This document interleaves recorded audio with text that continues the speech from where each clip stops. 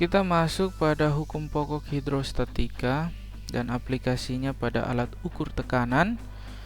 Nah, ini adalah gambar yang telah kalian lihat pada video kali lalu.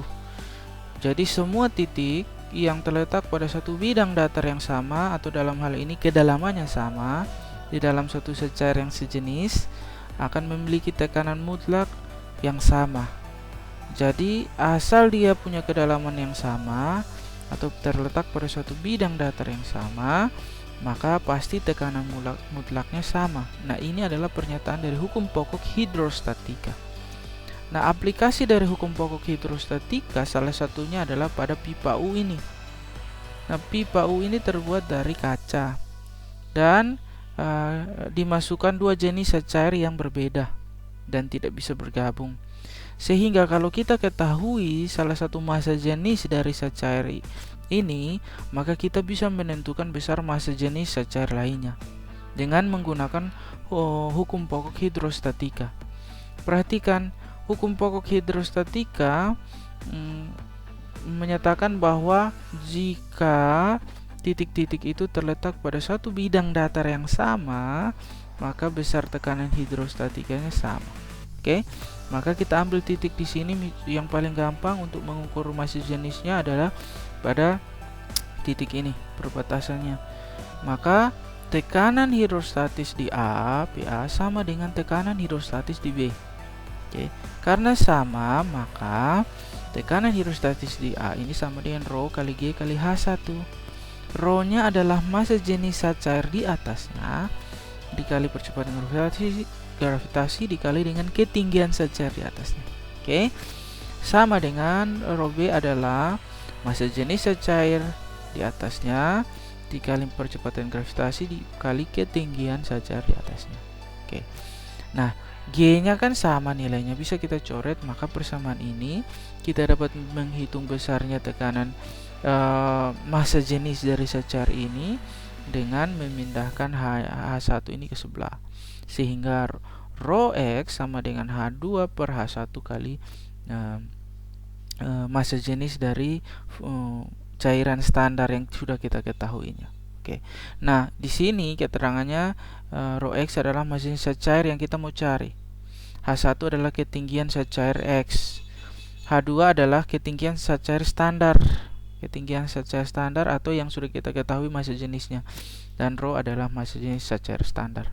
Yang sering digunakan menggunakan secair standar adalah air, karena massa jenisnya adalah 1 gram per centimeter pangkat 3 atau 1000 kg per meter pangkat 3. Oke, coba kita masuk contoh soal. Nah, perhatikan gambar di bawah ini. Nah, jika massa jenis larutan B yang ini kita ketahui sebesar 0,92 gram per centimeter pangkat 3, kamu diminta untuk menghitung massa jenis larutan A. Oke, maka caranya kita buat diketahui dulu. Kita namakan yang ini ketinggian HA adalah 6 cm, HB ketinggiannya adalah 10 cm, dan Rho B adalah massa jenis standar ya. Yang diketahui adalah 0,92 gram per centimeter pangkat 3. Ditanyanya adalah massa jenis dari larutan A ini berapa gram per centimeter. Maka kita gunakan hukum pokok hidrostatika dengan menarik garis datar. Kemudian kita katakan bahwa tekanan di bagian sini sama dengan tekanan di bagian sini. Oke. Dengan begitu PA sama dengan PB, tekanan di A sama tekanan B sama dengan Rho A kali G kali HA sama dengan Rho B kali G kali HB. G-nya kita coret. Sisanya Rho A sama dengan Rho B kali HB per HA. Karena HA ini kita pindah ke sebelah, dia di bawah. Maka kita masukkan nilainya. Ini Rho B tadi adalah 0,92 gram per centimeter pangkat 3 dikali dengan 10 bagi 6, hasilnya adalah 1,53 gram per centimeter pangkat 3. Maka dapat dilihat di sini bahwa massa jenis dari larutan A ini ternyata lebih besar dari massa jenis larutan kedua. Pada bagian ini kita bahas tentang alat ukur tekanan. Yang pertama adalah barometer. Jadi barometer ini digunakan untuk mengukur tekanan udara, ya. Nah, barometer ini adalah alat ukur tekanan yang paling sederhana yang dibuat oleh seorang ilmuwan bernama Evangelista Torricelli. Jadi Torricelli menggunakan raksa yang ditaruh di dalam sebuah gelas reaksi, kemudian menggunakan tabung reaksi yang panjangnya sekitar 100 cm. Kemudian dia mengisi raksa penuh pada tabung reaksi ini dan dicelupkan ke dalam gelas reaksi atau wadah ini yang sudah terlebih dahulu diisi raksa. Oke. Dan kemudian dia mengamati bahwa ternyata permukaan raksa di dalam tabung reaksi ini ada turun. Awalnya penuh, dia turun. Nah, dan saat dia mengukur dia punya ketinggian dari permukaan raksa di gelas reaksi sampai kepada permukaan raksa di tabung reaksi ini, ternyata tingginya adalah 76 cm. Dan dia melakukan beberapa kali pengujian tetap menghasilkan 76 cm. Dan perhatikan, dengan menggunakan konsep hukum pokok hidrostatika, maka kita bisa menghitung besarnya tekanan udara luar atau P0. Karena selama dua titik terletak pada satu bidang datar yang sama, maka besar tekanannya sama, sehingga tekanan di B ini akan sama dengan tekanan hidrostatis di A. Nah, maka kita bisa hitung besarnya tekanan udara luar menggunakan persamaan hukum pokok hidrostatika, di mana P di A sama dengan P di B. Dengan menghitung tekanan di A, kita bisa dapat tekanan di B. Nah, di A ini kebetulan ada raksa, sehingga kita gunakan rho, massa jenis raksa kali percepatan gravitasi dikali dengan ketinggian dari raksa di atas dari titik ini. Maka kita dapat besarnya tekanan hidrostatis. Nah, sehingga itulah yang menyebabkan sering satu atmosfer tekanan 1 atmosfer itu sama dengan 76 cm hidrogirum, karena ini 76 di puncarak. Oke. Dan Hg ini adalah nama dari hidrogirum ini, nama lain dari raksa, ya kan, di kimia. Oke. Nah, sehingga hari ini kita tahu bahwa satu atmosfer itu adalah 76 cm hidrogirum yang pertama kali dikemukakan oleh Evangelista Torricelli. Oke. Nah, kalau kalian mengukur di daerah pantai, maka tekanannya tingginya ini akan berbeda kalau kamu mengukur pada gunung yang tinggi. Oke. Karena besaran tekanan atmosfernya berbeda. Jadi silakan kalian pelajari lebih tentang barometer ini. Nah, bagian berikut adalah manometer. Manometer ini juga merupakan alat ukur gas.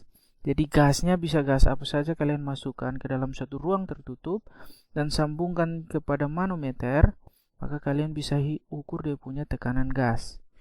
Prinsip manometer ini sama, yaitu menggunakan hukum pokok hidrostatika, ya.